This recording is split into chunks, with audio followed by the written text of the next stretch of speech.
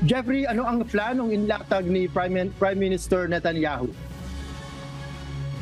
Kesa magandang araw, Noel. Nakasaad sa controversial post-war plan ni Prime Minister Netanyahu ang complete demilitarizations ng Gaza upang mapanatili ang public order.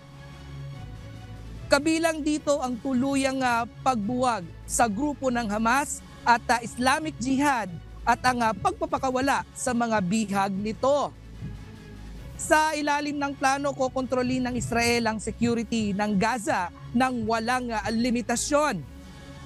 Nilalayon rin itong isulong ang deradicalizations ng lahat ng pangrelihiyon, pang-edukasyon at welfare institutions sa Gaza. Pagkatapos ng gyera, ang mga gawaing sibil sa Gaza ay pamamahalaan ng mga local officials na walang kaugnayan sa bansa o grupo na sumuporta sa terorismo. Mananatili naman sa kontrol ng Israel ang land, water and air security ng buong West Jordan.